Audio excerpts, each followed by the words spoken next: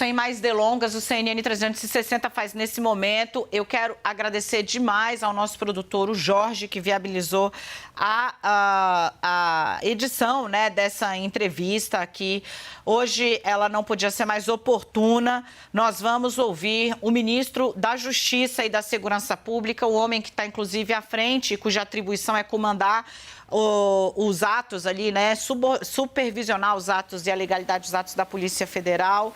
Neste dia que, olha, o Brasil, né, ministro, o Brasil tem nos reservado, infelizmente, muitos sobressaltos, mas realmente no dia de hoje é uma sucessão de fatos que causam espanto, mesmo a quem vinha acompanhando aí de perto, né, o que alguns tomaram por anos como bravata.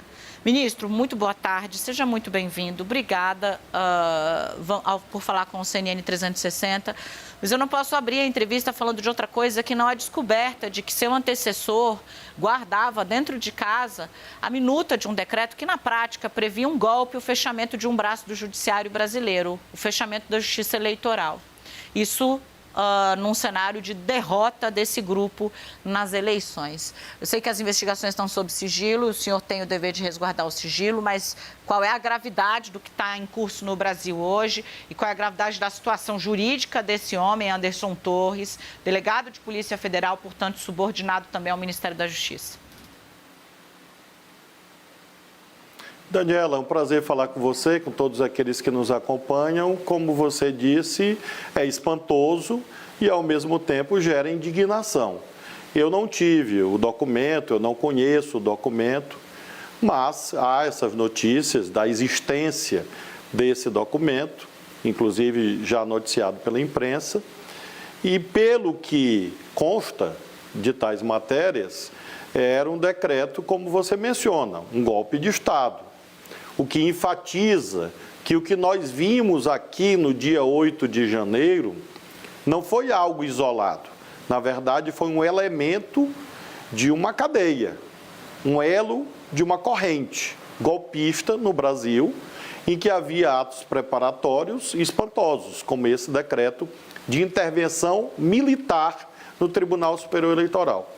E a gravidade é óbvia, porque isso é inconstitucional e, por outro lado, veja, um agente público, qualquer que seja ele, ao tomar conhecimento de um absurdo, ou seja, da cogitação, da preparação de um crime, não deve guardar tal documento em casa.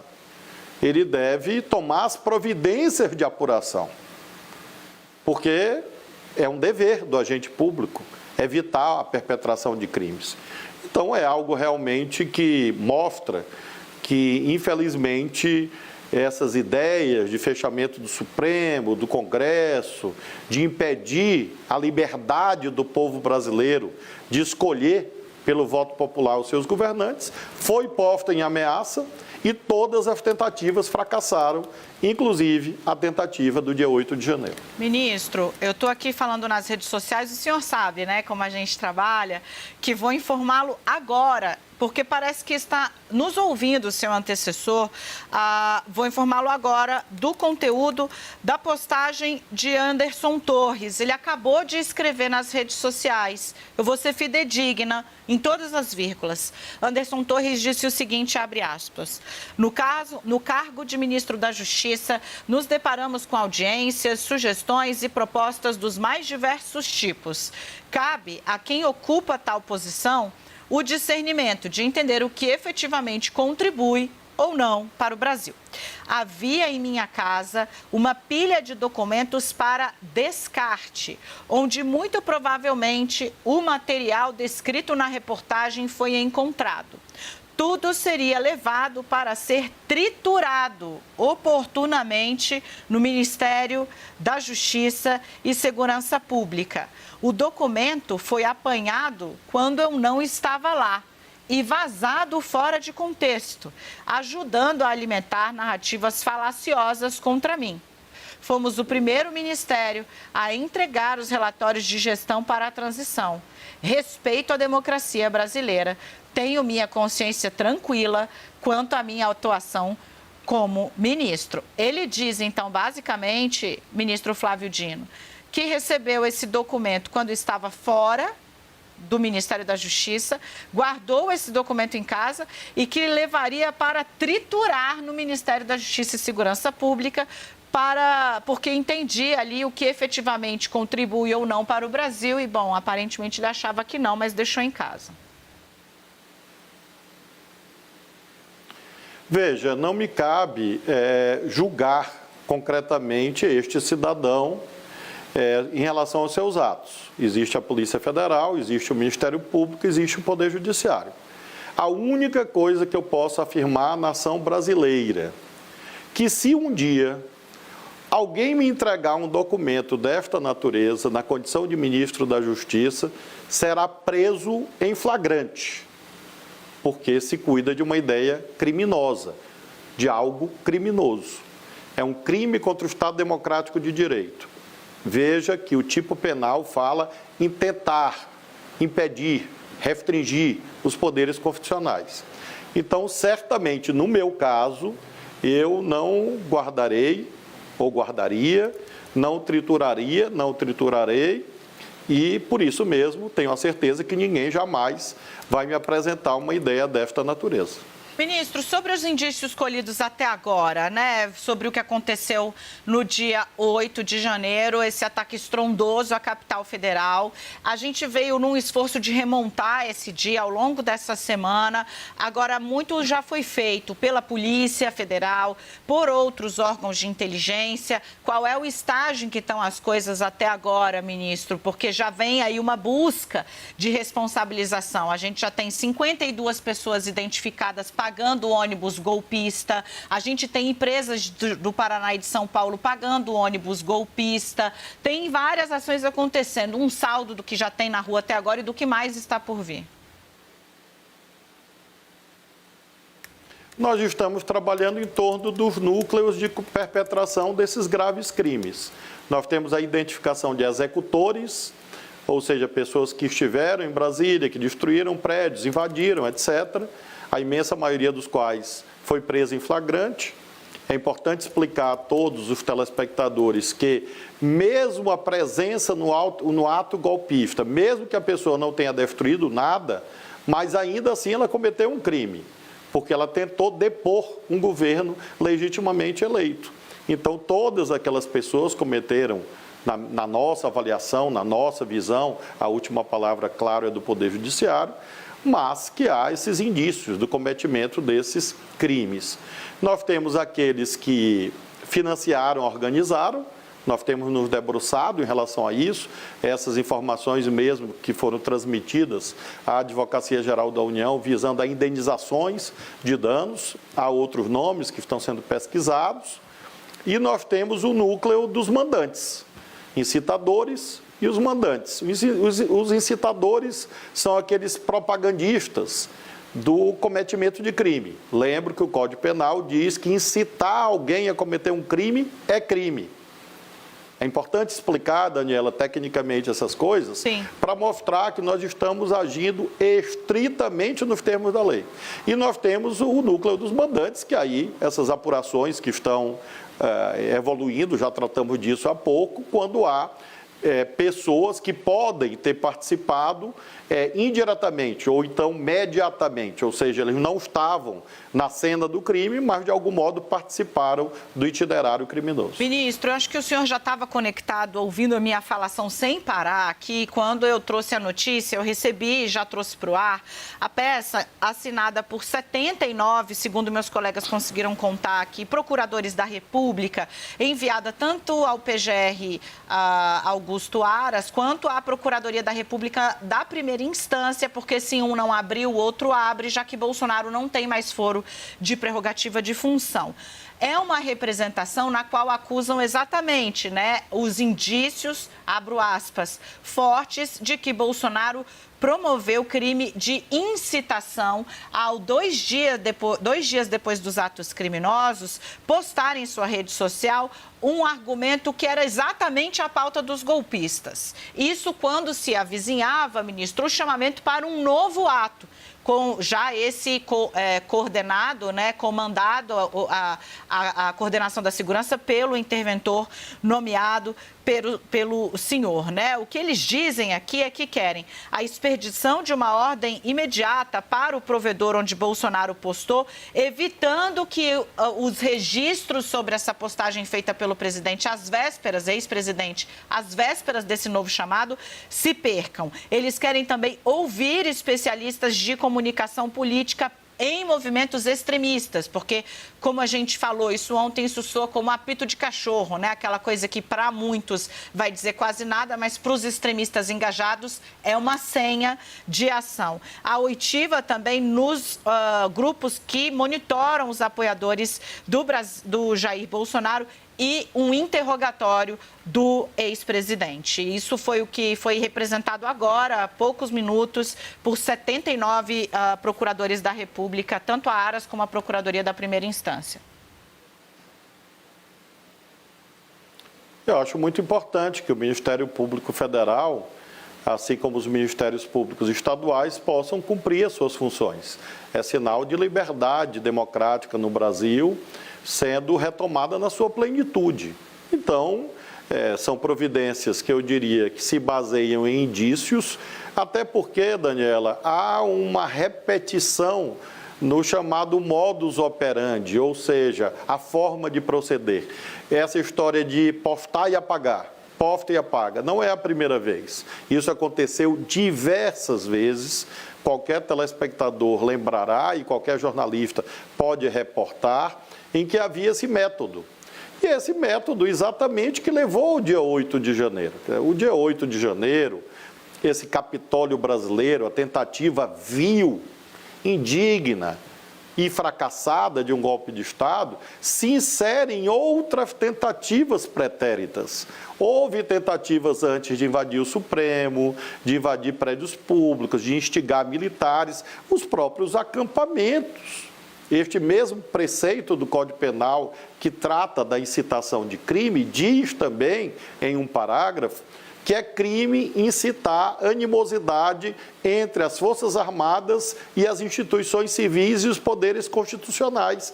Ora, isto foi feito esse tempo inteiro, esses anos todos, e isso explica, e mais omissões, e mais falhas intencionais, para que se procedesse esse resultado deletério à imagem brasileira, mas, com a bênção de Deus, não houve nenhum óbito. Graças a Deus, repito. Mas, sem dúvida, danos de grande monta, e quero dizer isso aos cidadãos e cidadãs que nos assistem. Imagine a quantidade de dinheiro que está sendo gasta em razão dos terroristas. Porque não só a recuperação do que foi danificado, mas também as ações policiais. Eles ameaçaram fazer uma manifestação ontem.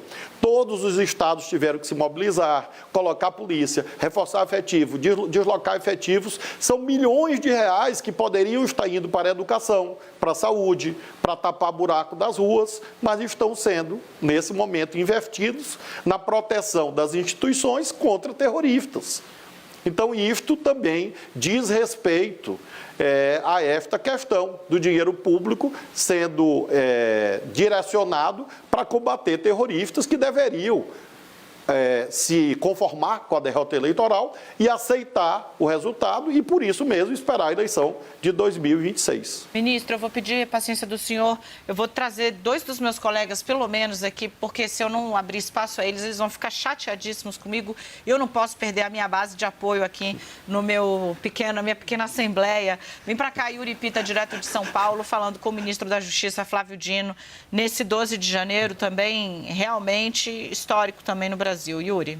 Obrigado, Dani. Jamais vai perder meu apoio. Ministro, boa tarde. Obrigado por estar conosco aqui mais uma vez. Deixa eu pegar um gancho do que o senhor falou, de toda a mobilização que houve nos estados por parte das polícias estaduais, dos governadores, diante do sinal de alerta de que algo poderia ocorrer ontem e não tivemos nenhum caso, mas essa ordem foi cumprida. O senhor é ministro da Justiça e da Segurança Pública, teve a oportunidade de estar junto com os governadores quando eles foram até Brasília na segunda-feira. Em relação às corporações nos estados, há algum temor ou algum sinal de alerta de politização excessiva ou, ao contrário, as forças policiais nos estados têm dado demonstração de profissionalismo e de cumprimento das leis a despeito das falhas que ocorreram no caso do domingo da Polícia Militar do Distrito Federal? Isso é um outro capítulo, mas no geral, o senhor, como ministro da Justiça e da Segurança Pública, está seguro e confiante de que as forças policiais nos estados estão cumprindo o seu dever e não há nenhum tipo de risco da parte de um excesso de politização dentro delas? Yuri, essa politização ou ideologização já produziu seus resultados nocivos no domingo. Ninguém me contou, eu vi. Eu vi que havia agentes públicos que estavam concordando com aquilo. E tentei, claro, intervir o máximo que eu podia.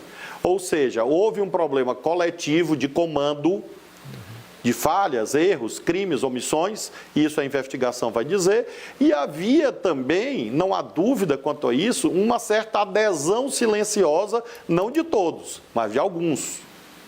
Ocorre, Yuri, que eu vou te responder a tua pergunta da seguinte forma: hoje eu estou seguro, na plena atuação legal das Forças Armadas e das Forças Policiais, porque o domingo mudou.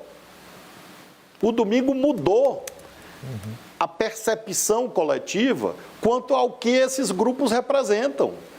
Não são grupos que estão brincando de videogame. Não são grupos apenas exóticos ou estranhos, esquisitos. Não, são grupos perigosos. A ideologia do ódio é perigosa. Ela mata pessoas. Ela destrói. Ela rouba dinheiro público. Então, essa ideologia do ódio, a meu ver, foi fracassada no domingo e, por isso, eu creio que não há, hoje, espaço para que forças policiais ou mesmo as Forças Armadas se afastem do cumprimento da Constituição e da lei, e isso é muito positivo. Ministro, você sabe que a CNN está sempre em conexão com a CNN americana, né? E há aqui uma demanda que interessa a nós duas, digamos, a CNN Brasil e a nossa matriz. Eu queria entender em que ponto está o compartilhamento de dados com os Estados Unidos sobre apoiadores de atos criminosos no dia 8 de janeiro. Já há algum trabalho conjunto de inteligência, ministro?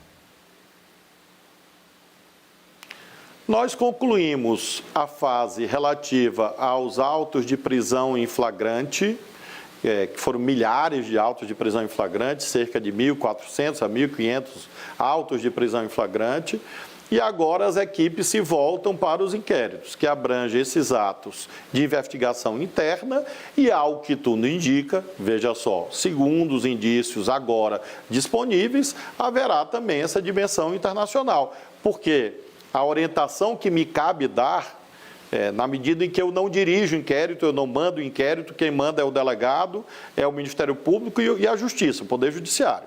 Mas a orientação administrativa que dei ao doutor Andrei foi no sentido de investigar toda a cadeia de mandantes. E se essa cadeia de mandantes, obviamente, envolver pessoas que estão em outros países, é claro que a cooperação policial e a cooperação jurídica será buscada.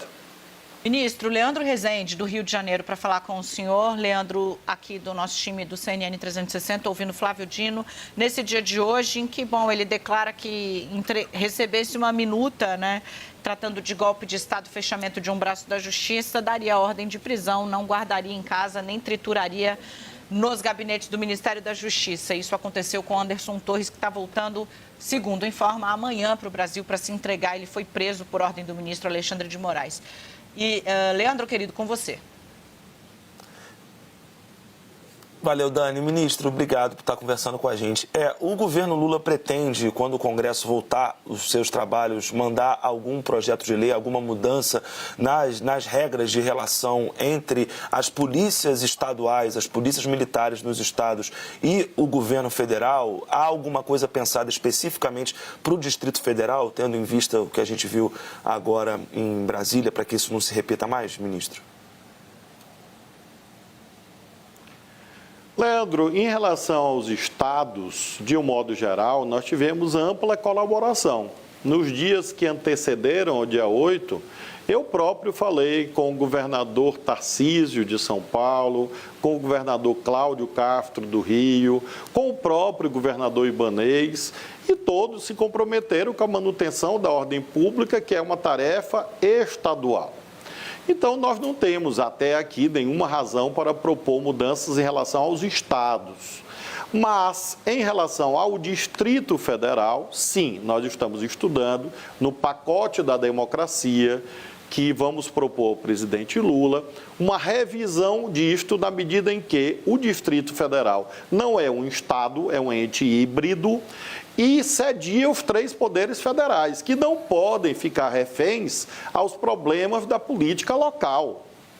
Então, muito provavelmente, nós teremos algo como ou o secretário de Segurança passar por uma aprovação no Senado, ou haver um compartilhamento de comando na segurança do Distrito Federal, ou uma parte do Distrito Federal, por exemplo, a esplanada dos ministérios, a Praça dos Três Poderes, onde se situa o núcleo do comando do país, passar a ser protegida exclusivamente por uma espécie de guarda nacional e não apenas por uma polícia militar do Distrito Federal. Então, há várias ideias sobre a mesa e eu irei apresentar ao presidente Lula nos próximos 10 dias para que ele estude e, claro, ele possa dialogar com os chefes do Poder Legislativo e com a própria presidência do Supremo, porque os 3 poderes foram atingidos, todos os 3 poderes, ou seja, a segurança presidencial, a Polícia Legislativa do Senado, a Polícia Legislativa da Câmara e a Polícia do Supremo, que são órgãos autônomos, se relacionavam com quem? Com a PM do Distrito Federal. E o aparato de segurança pública do Distrito Federal dizia que estava tudo bem, que eles iam controlar, que não ia acontecer nada, e aconteceu isto. Então, os 3 poderes estão se sentindo meio que reféns de um funcionamento da política local, e isso é muito ameaçador. Daniela, eu não sei se a estas alturas é necessário frisar, mas faço questão de frisar. No domingo, nós atravessamos uma tentativa de golpe de Estado. Não era apenas uma arruaça, não eram apenas baderneiros, era um golpe de Estado para rasgar a Constituição, para destruir a liberdade do povo brasileiro. E foi derrotado esse golpe. Então, nós precisamos, sim, fazer revisões, e uma dessas revisões é esta, a que você faz alusão sobre o policiamento do Distrito Federal. Interessante. Deixa eu fechar trazendo Larissa Rodrigues, está aí do lado do senhor, acompanhou todo o domingo de tensão de Brasília, foi difícil para todos nós, mas, Larissa, o ministro está à sua disposição. Ministro, boa tarde ainda, né? Que bom falar com o senhor. Ministro, nessa nossa Assembleia, a gente tem dividido os temas de que cada um cuida, e eu tenho muito focado como foi essa relação com o governo do Distrito Federal nesse dia, infelizmente, que acompanhamos de domingo. Houve muita reclamação de alguns chefes de poderes que não teriam conseguido nenhum retorno de Ibanez Rocha ou de alguém da Secretaria de Segurança. Eu queria saber se realmente o senhor não teve nenhum tipo de resposta a partir do momento daquela invasão e como tem sido essa relação com o atual governo agora com o afastamento de Ibanez. Nós tivemos reuniões prévias ao dia 8 entre as equipes, sob comando, claro, do Distrito Federal, na sexta e no sábado. E nesses 2 momentos foi pactuado um protocolo em que cada um tinha uma função. E, obviamente, o policiamento ostensivo, como sempre foi feito, seria pela Polícia Militar do Distrito Federal. Este planejamento não foi cumprido. Quem disse isso? Em primeiro lugar, os fatos. Os fatos mostram que a Polícia Militar do Distrito Federal, por alguma razão, não cumpriu o protocolo. 2, o próprio governador disse isso. O governador Ibanez disse ontem, que a Secretaria de Segurança ou a polícia, sei lá, não cumpriu o que havia sido a orientação dele. Quando a crise eclode, e que eu venho ao Ministério da Justiça e passo a presenciar inclusive, isso não se refere diretamente ao exercício das minhas funções de ministro da Justiça e Segurança Pública, mas assumir ali, pela emergência, a importância daquilo e organizei aqui um gabinete de crise, enfim, eu tive aqui no gabinete no Ministério da Justiça a presença da senhora vice-governadora, Celina Leão, agora governadora em exercício, e creio que secretário de governo, o chefe da Casa Civil, Gustavo Rocha. E eles estavam aqui junto com outros colegas do governo federal que foram chegando, e daqui é que houve a decisão de reforço, óbvio, do policiamento. Eu já havia enviado ao presidente Lula a proposta do decreto de intervenção. Eu comuniquei à senhora vice-governadora Celina Leão que ocorreria a intervenção como de fato ocorreu, e aí que houve a reversão daquela situação caótica que estava implantada. Então, o último contato que eu tive com o governador Ibanez, no domingo, foi por volta de 12h40, e ele me enviou um áudio de um secretário ou um comandante dele, não sei bem, e esse áudio atestava que estava tudo sob controle, que a manifestação era pacífica e assim sucessivamente. A investigação vai mostrar quem errou, porque errou, se foi intencionalmente ou não, aparentemente foi intencionalmente, se o governador foi enganado por quem, e isto é uma tarefa da investigação. Então, o último momento que eu falei com ele foi por volta de 12h45 do domingo, portanto, antes da ocorrência dos fatos, e depois tive esse contato pessoal com a senhora vice-governadora e com o secretário Gustavo.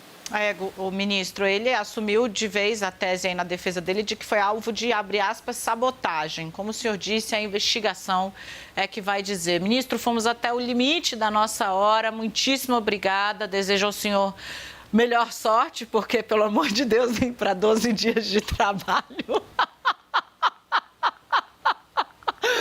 Melhor sorte. Obrigada. Até a próxima, ministro. Eu estou permanentemente, Daniela, em oração para todos os santos e santas que eu tenho no gabinete. E são muitos, eu afirmo que são muitos. Muito obrigado a vocês todos e paz para toda a nação brasileira sob a proteção de Deus. Obrigado. Tchau, ministro.